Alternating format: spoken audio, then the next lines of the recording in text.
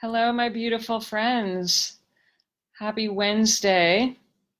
I haven't been here live in a while, and I wanted to check in and talk about something that's been coming up the last few days in all of my groups that I know is often a concern for people, especially those of you who have been exploring a spiritual path, or you're working on yourselves, or you're in the health and healing profession, or you're in the energy healing world. There's a lot of talk about taking on other people's energy, feeling drained by other people, worried about perhaps entity attachment.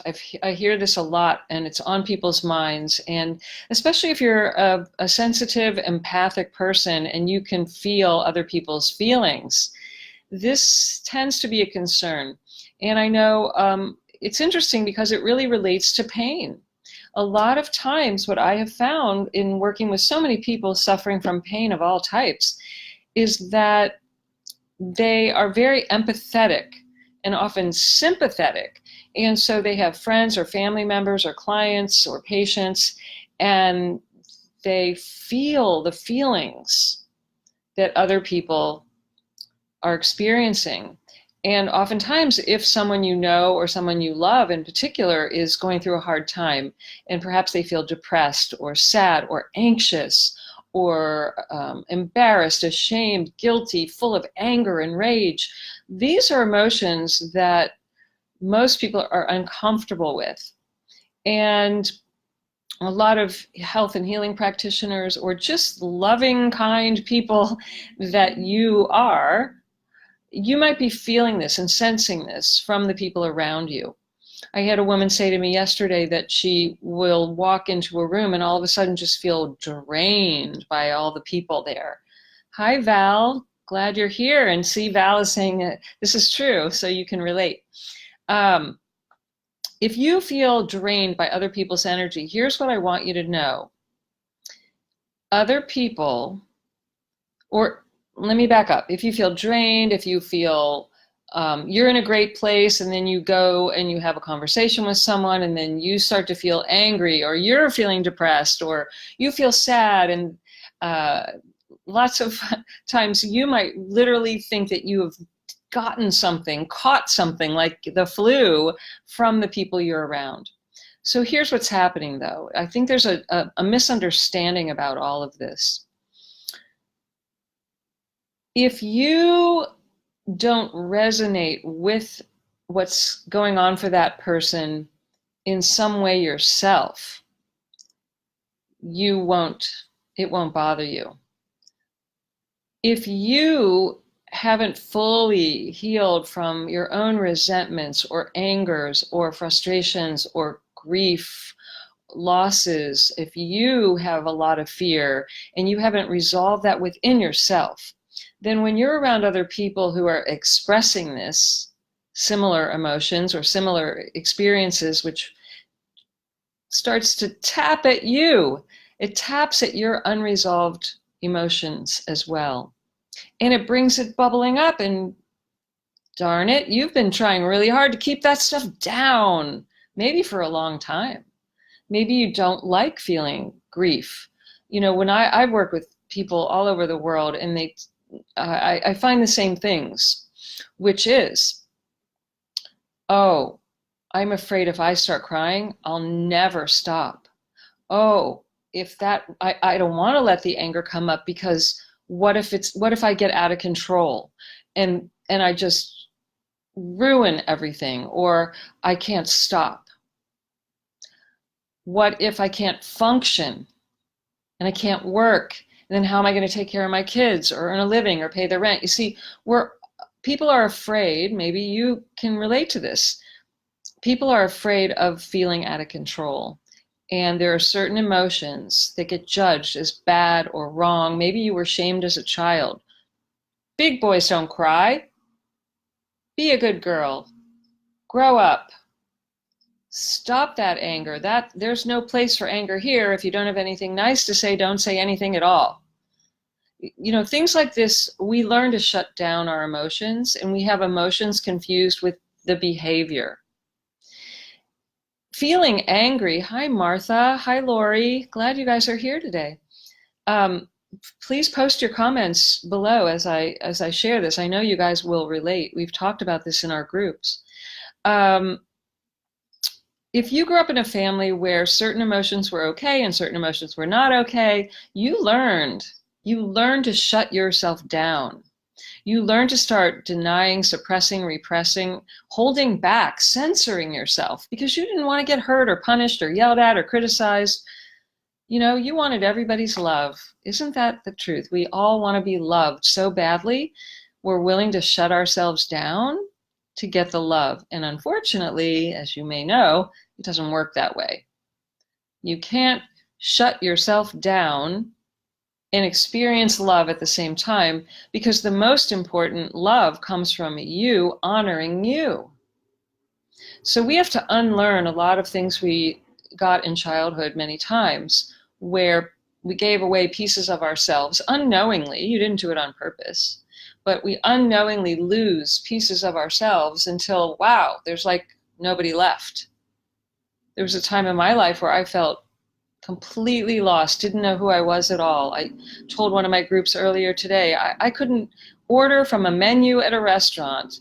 I would just say, what are you having? I didn't even know what I liked or who I was at all, or how I felt. And that's a sad state to be in, because emotions make life rich and beautiful. And imagine a world with only one color. How boring and flat would that be? You know, emotions are rich colors, and we're here on this beautiful planet experiencing all kinds of experiences with a lot of contrast. It's not flat. It's not meant to be flat. And the feeling of anger is appropriate many times. Putting your fist through someone's face is a different story. So the feeling of anger and putting your fist through someone's face, that's the behavior. Two different things. I'm not condoning bad behavior, but feeling a feeling is part of health and healing. And you probably heard me, my little chant, my little mantra, if you want to heal, you must learn to feel. You cannot shut down certain emotional feelings and not affect all of them. So if you want to feel joy and peace and happiness, and you don't want to feel anger and grief and sadness, and you try to cut those out, you're going to cut off the joy, the peace, and the happiness as well. In fact, I've worked with many people who literally had a condition of numbness in their body, no feeling. And this often is related. When I work with people like this, we find in almost every case, well, in fact, in every case I found, the numbness in the body was relating to how they had numbed out their feelings. And I don't want you to do that. I don't want you to suffer in that way. So post a comment below. First click the like box, post a comment below, and tell me, what feelings do you never like to feel? What are the feelings that you shove down, deny, suppress, repress? Which ones don't you let come up? Which feelings were you told as a child, no, you shouldn't feel that way? I heard that a lot growing up. You shouldn't feel that way. Oh, don't feel that way. Well, that's how I felt. So which feelings do you hold back? Do you suppress? Do you repress? Which feelings are a no in your book? And what are you afraid would happen if you allowed yourself to feel all of your feelings in a safe space? Sometimes you need a guide and a safe space. And that's how I teach people to not be afraid to feel. And that's how I help people heal. It's one of the ways I help people heal, is by creating a safe cocoon, a space where you and I, and usually other people, when it's in my groups, we have a safe space for feelings to come up. And then I can show you how to feel them, release them, not be afraid of them, and not store them up for 30 years, and then end up with symptoms of pain as a result. It's incredible how much pain is released when you learn to feel and you release the energy, because feelings are made of energy, and energy is going somewhere. It's either going to go out and dissolve and dissipate, or it's going to go in and implode and come out sideways as a symptom of some kind of pain. So I encourage you today, own it. Own which emotions do you not like, don't want, try to get rid of, try to stop. Post a comment below and reach out to me for help if you want to learn how to go deeper with this and never have to continue this again. How to release the emotions instead of just stuff the emotions. All right, great being with you today. Thanks for being here, Martha, Lori, Val, anybody else who's watching.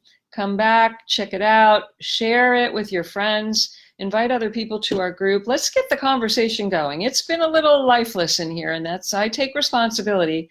I have been traveling and working and speaking and doing my groups, and it's hard to be everywhere at once. So I don't think about you. I think about you every day, and I love you. I love each and every one of you for being a trailblazer, and thank you for showing up and being an out-of-the-box trailblazing thinker. That's what we need in our world. We need to shake this world up, right? And do it differently. And I always love that saying, be the change that you want to see in the world. That is a fabulous truism that we need to practice. And we are practicing by being in this group. So thank you all. Much love to you. Come back soon.